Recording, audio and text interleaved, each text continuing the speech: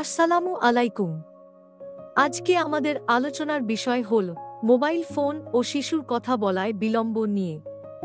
একটি খুব সাধারণ কিন্তু গুরুত্বপূর্ণ প্রশ্ন এখন অনেক মা-বাবার মনে ঘুরপাক খাচ্ছে, মোবাইল ফোন কি শিশুর কথা বলা বিলম্বিত করে? বর্তমান ডিজিটাল যুগে শিশুদের হাতে মোবাইল ফোন থাকা যেন এক প্রাত্যহিক চিত্র হয়ে উঠেছে। তবে এর ফলাফল কতটা ভয়াবহ হতে পারে তা আমরা অনেকেই গভীরভাবে ভাবি না।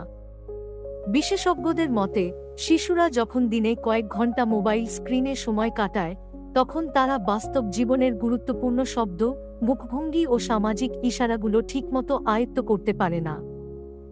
যেহেতু ভাষা শেখার প্রথম ধাপ হল শুনে শেখা, তাই মোবাইলে সময় কাটানো মানে বাস্তব জীবনের শব্দভাণ্ডার থেকে দূরে থাকা।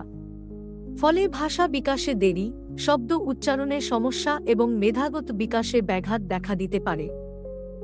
সমস্যার মূল কারণ কোথায়?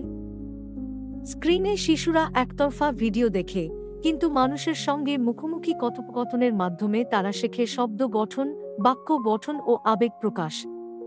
গবেষণায় দেখা গেছে, যেসব পরিবারে শিশুরা দিনে 1 ঘন্টার বেশি স্ক্রিন টাইমে অভ্যস্ত, সেখানে শিশুরা স্বাভাবিকের তুলনায় অনেক পরে কথা বলা শুরু করে।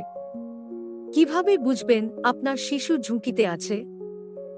2 বছর বয়সেও যদি 50টির বেশি শব্দ না বলতে পারে, কথায় চোখের সংযোগ না রাখে, মোবাইল ছাড়া অস্থির বা রেগে যায়, এই লক্ষণগুলো হলে চিকিৎসকের পরামর্শ নেওয়া জরুরি। সমাধান: সচেতন ব্যবস্থাপনা ও প্যারেন্টিং স্ট্র্যাটেজি। শিশুর স্ক্রিন টাইম প্রতিদিন 30 মিনিটের মধ্যে সীমিত করুন। তাকে নিয়ে গল্প বলুন, গান গাওয়া, বই পড়া এবং খেলাধুলার অভ্যাস করুন। শিশুর প্রতিক্রিয়ার প্রতি মনোযোগী হন ও তাকে প্রশ্ন করুন। দিনে অন্তত 1-2 ঘন্টা মানসম্পন্ন পারিবারিক সময় দিন।